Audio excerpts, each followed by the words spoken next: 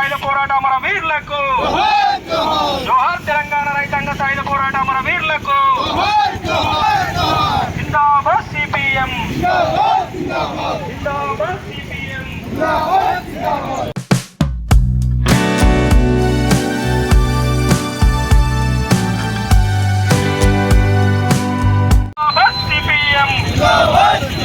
జిందాబాద్ CPM.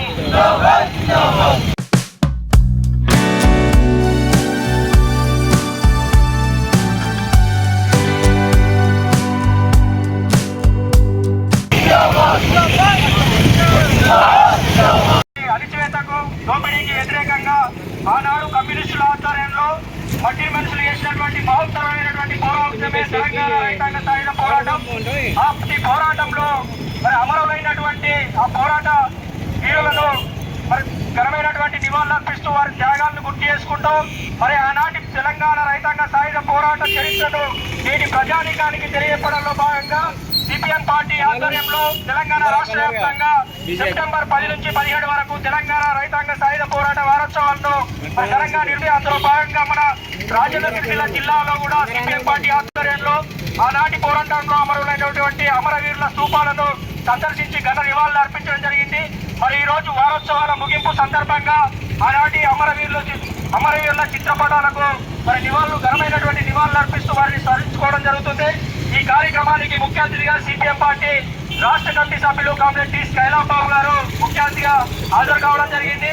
వారిని ఈ చిత్రపటాలకు పూలమాల వేసి ఆహ్వానిస్తున్నాము. అదేవిధంగా మరి కామ్రేడ్ అమృత్లాల్ శుక్లా గారు తెలంగాణ రైతాంగ సాయుధ పోరాట యోధులు, అదేవిధంగా స్వతంత్ర సమరులు, సిరిసిల్ల నియోజకవర్గం మాజీ ఎమ్మెల్యే అమృత్లాల్ శుక్లా గారి తనయుడు శాంతి ప్రకాష్ శుక్లా గారు కూడా ప్రధాని ఈ కార్యక్రమానికి ఇచ్చేశారు. వారిని కూడా ఈ అమరవీరుల చిత్రపటాలకు పూలమాలలు వేయాల్సిందిగా ఆహ్వానిస్తున్నాం. జోహార్ తెలంగాణ రైతాంగ సాయుధ పోరాట అమరవీరులకు, భూమి కోరి సాయుధ పోరాటం.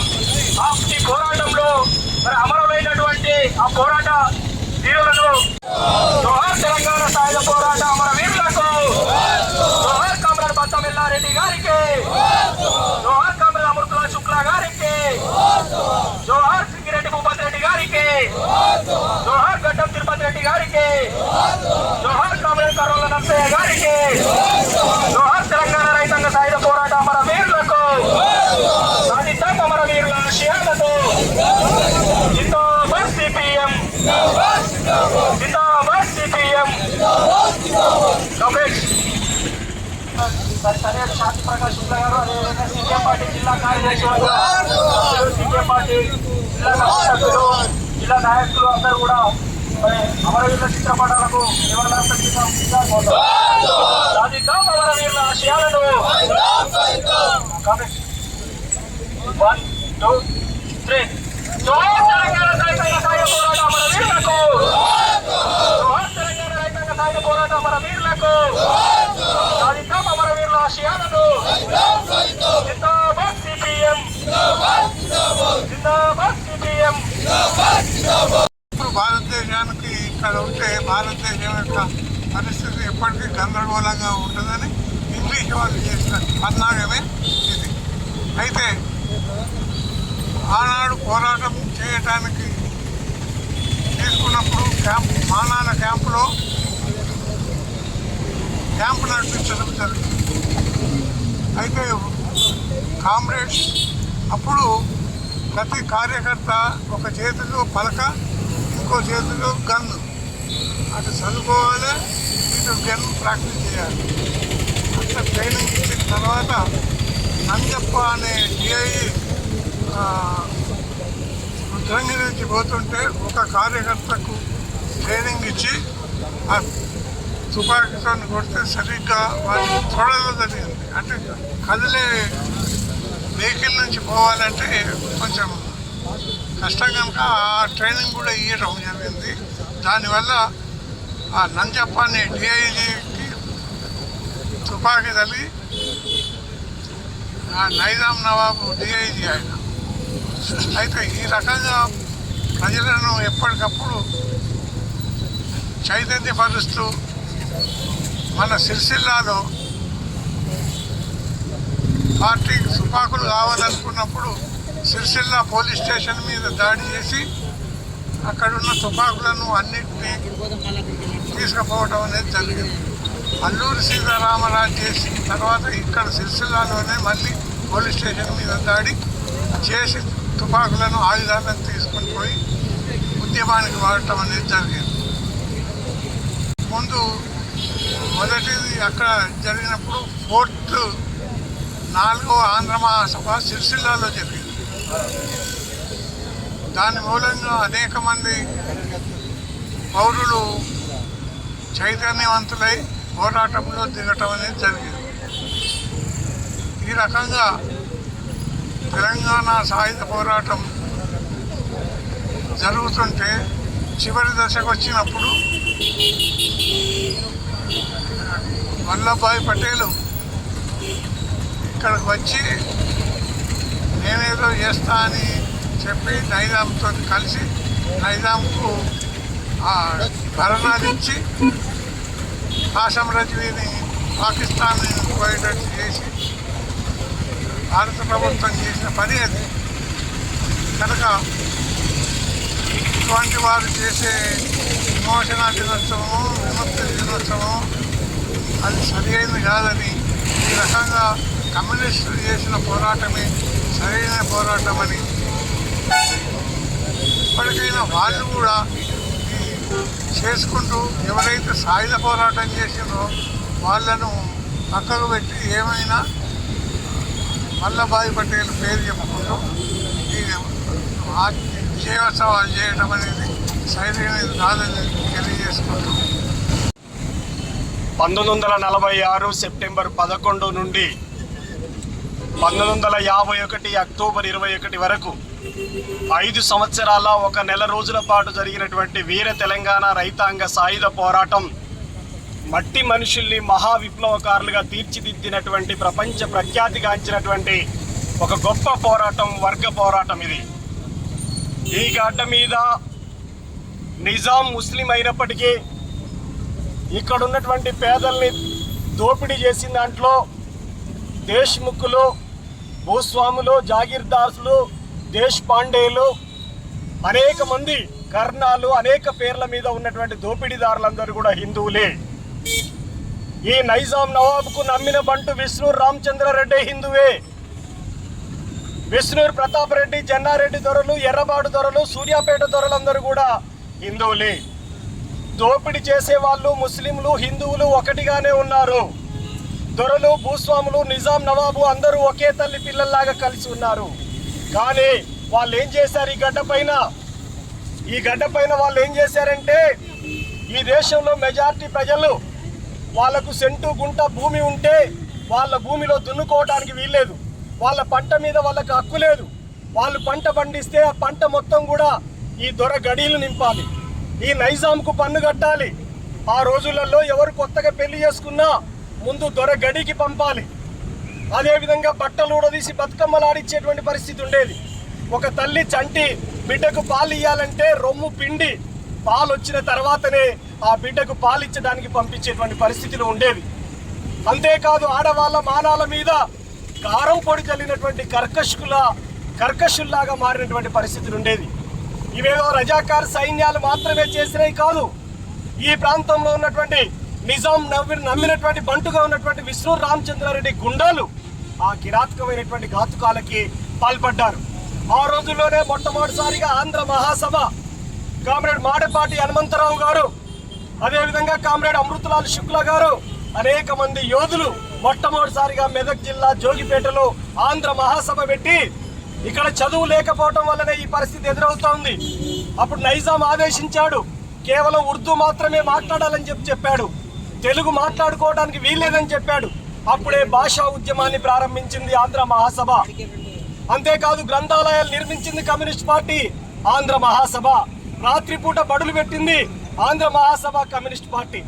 ఈ అణిచివేతకు వ్యతిరేకంగా, వెట్టి చాకిరికి వ్యతిరేకంగా, శిస్తులు కట్టేదానికి వ్యతిరేకంగా మొత్తం సమస్త వృత్తి ప్రజల్ని, ఎందుకంటే రజకులంతా బట్టలు ఉతకాల్సిందే. ఎవరి ఉతకాలి? ఊరు ప్రజలందరి కాదు, ఈ ప్రైవేట్ సైన్యం, భూస్వాముల ప్రైవేట్ సైన్యాలు, జాగీర్దారుల యొక్క బట్టలు ఉతకాలి, వెట్టి చేయాలి వాళ్ళకి. పద్మశాలిలైతే బట్టలు నేసి ఇవ్వాలి. మీరు కొనుక్కోవడానికి వీల్లేదు, మీరు అమ్ముకోవడానికి వీల్లేదు. మీరు చేనేత మగ్గం మీద తయారు చేసినటువంటి పట్టు వస్త్రమైనా సరే ముందు పటేల్ పట్టు వారికి ఇవ్వాల్సినటువంటి పరిస్థితి ఉండేది. అంతేకాదు మాదిగలంతా చెప్పులు కుట్టి ఇవ్వాలి, మాలలు వెట్టి చేయాలి. ఇట్లాంటి సమస్త వృత్తుల మీద అట్లాంటి ఆధిపత్యం, అవమానాలు, పీడన కొనసాగుతున్న నేపథ్యంలోనే ఆంధ్ర మహాసభ ఏర్పడి ఈ ప్రాంత ప్రజలందరినీ చైతన్యం చేసింది. అప్పటికే 1917లో రష్యాలో లెనిన్ నాయకత్వంలో విప్లవం జయప్రదమైంది. అంతేకాదు మీరు గుర్తుపెట్టుకోవాలి, 1920లో ఎర్ర జెండా ఇక్కడ కమ్యూనిస్ట్ పార్టీ, భారత కమ్యూనిస్ట్ పార్టీ ఏర్పడింది. ఈ వెలుగులో నుంచే కమ్యూనిస్ట్ పార్టీ సాధారణమైనటువంటి యువకులు కామ్రేడ్ భీమిరెడ్డి, నరసింహారెడ్డి నాయకత్వంలో అనేక మంది పోరాటంలో ఉన్నారు. బద్దం ఎల్లారెడ్డి, రావి నారాయణ రెడ్డి, మల్లు వెంకట నరసింహారెడ్డి, వీళ్ళందరికీ ఒక రాజకీయ గురువులాగా కామ్రేడ్ పుచ్చనపల్లి సుందరయ్య అనేక మంది పోరాటంలో ఒరిగారు. మనందరం ఇక్కడ ఆలోచించాలి, రజాకార్ సైన్యాలు పెట్టినటువంటి చిత్రహింసలన్నీ ఎవరికి మద్దతుగా పెట్టాయి? ఇక్కడ దొరల భూములు కాపాడడానికి పెట్టాయి. దొడ్డి కొమరయ్య 1946 జూలై 4వ తేదీన ఒక ర్యాలీ జరుగుతుంది. దున్నేవానికే భూమి కావాలనేటువంటి ఒక ర్యాలీ జరుగుతూ ఉంటే ఆ ర్యాలీ మీద తుపాకీ కాల్పులు జరిగితే అక్కడికక్కడే మరణించాడు. అట్లాగే వీరనారి ఐలమ్మ గొప్ప అమోఘమైనటువంటి పాత్ర ఈ పోరాటంలో నిర్వహించింది. నువ్వు అదనా సాకల దానివి, బట్టలు ఉత్తుకోవాల్సిన దానివి, నువ్వు కౌలుకు భూమి తీసుకొని పంట తీస్తావా? బట్టలు ఉత్తుకొని బతకాల్సిన దానివి, పంట తీసి రైతు అవుతావా అని చెప్పేటువంటి పద్ధతులలో విశ్రూర్ రామచంద్రారెడ్డి గుండాలను పంపించిండు. గుండాలను పంపించి ఇంటి మీద దాడి చేసిండు, తన భర్తను చంపేసిళ్ళు, తన బిడ్డ పైన అత్యాచారం చేసిళ్ళు, తన కొడుకుల్ని జైలు పాలు చేసిళ్ళు. ఆ ఊర్లో బాంబు దాడులు కూడా చేశారు. సభ నిర్వహించనీయలేదు. గండ్రగొడ్డలెత్తింది ఐలమ్మ. ఐలమ్మ ముస్లిం కాదు, ఐలమ్మ హిందూ మహాసభలో లేదు. ఐలమ్మ ఉన్నది ఆంధ్ర మహాసభలో ఉంది. ఐలమ్మ ఉన్నది కమ్యూనిస్ట్ పార్టీ ఎర్ర జెండా పట్టుకొని పోరాడింది ఐలమ్మ అనేటువంటిది నేను చెప్పదలిచాను. దొడ్డి కొమరయ్య పట్టుకున్నది ఎర్ర జెండా. ఈ పోరాట వారసత్వాన్ని అంతా మనం పరిశీలిస్తే రజాకార్ సైన్యాలు, కాసిం రజ్వీ వాళ్ళ సైన్యాధిపతి, నిజాం నవాబు పేరు మనందరికీ తెలుసు, మీర్ ఉస్మాన్ అలీ ఖాన్. ఈయన 7వ నవాబుగా ఉన్నటువంటి వాడు. మొత్తం ప్రాంతం అంతా కూడా వాళ్ళ చేతుల్లోనే ఉన్నటువంటి పరిస్థితి ఉంది. అందుకనే సోదరులారా మనం ఆలోచించాల్సింది ఒక్కటే, నైజాం ముస్లిం అయినా, రజాకార్ సైన్యాధిపతి ముస్లిం అయినా, ఈ రజాకార్ సైన్యంలో ఎవరున్నారు? ఆ రజాకార్ సైన్యానికి ఉపాధ్యక్షుడిగా విశ్రూర్ రామచంద్రారెడ్డి ఉన్నాడు. రజాకార్ సైన్యం అంటే మొత్తం ముస్లిం సైన్యం కాదు, దాంట్లో దళితులు ఉన్నారు, వృత్తిదారులు ఉన్నారు, అందరినీ చేర్చిండు విశ్రూర్ రామచంద్రారెడ్డి.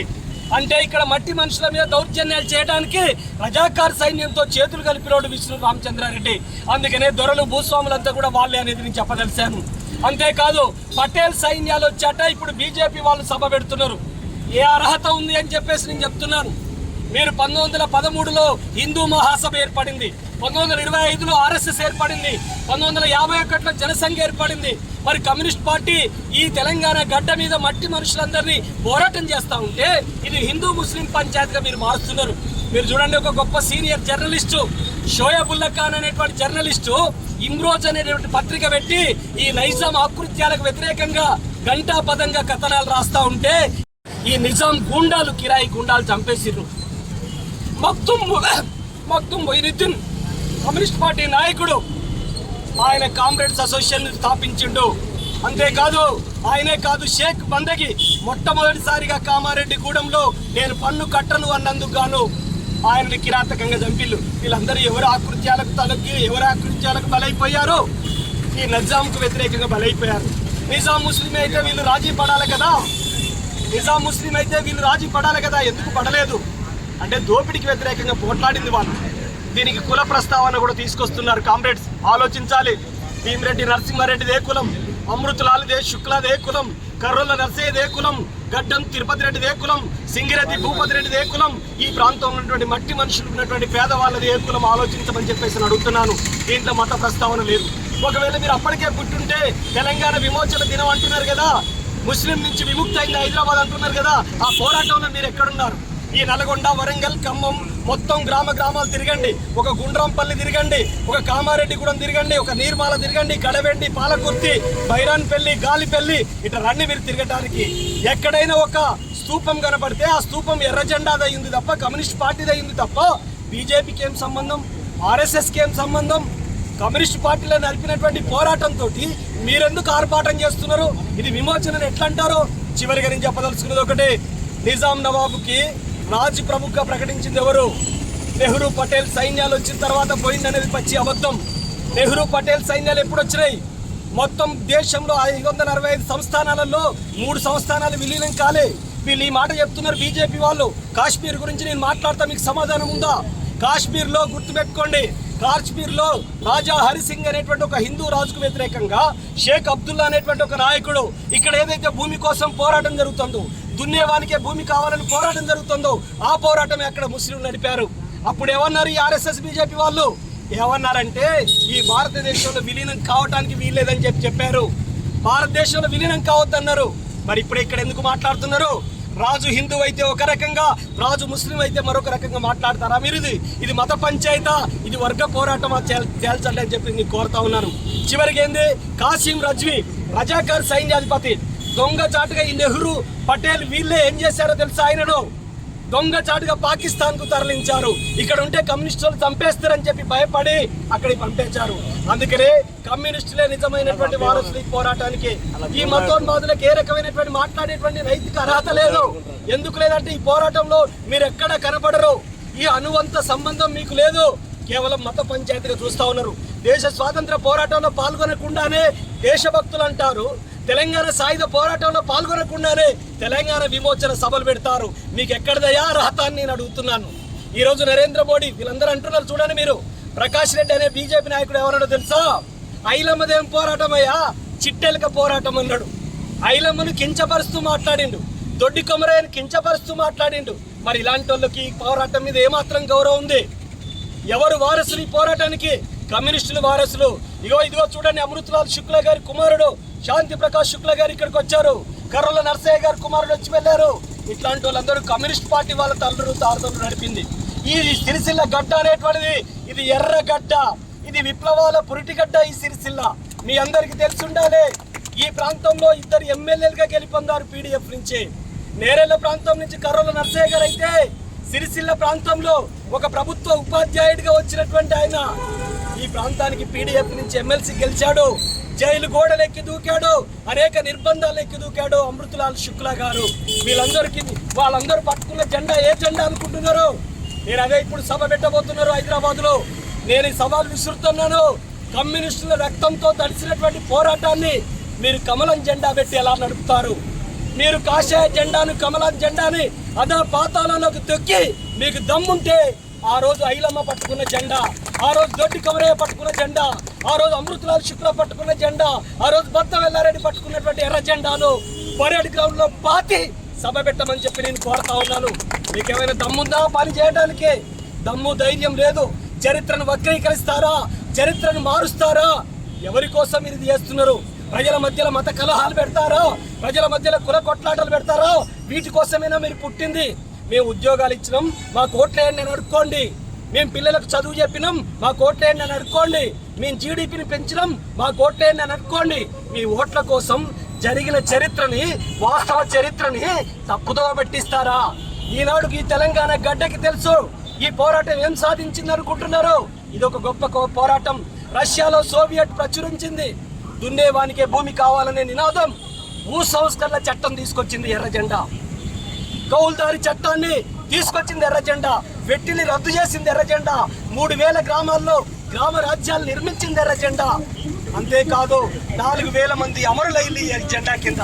ఈ 4000 మందిలో ఒక్కరైనా ఆర్ఎస్ఎస్ వాడు ఉన్నాడా? ఒక్కడైనా బీజేపీ అయిన ఉన్నాడా? మీరు ఎందుకు పాల్గొనలేదు? ముస్లిం వాడే దోపిడీ చేస్తాడన్నారు కదా.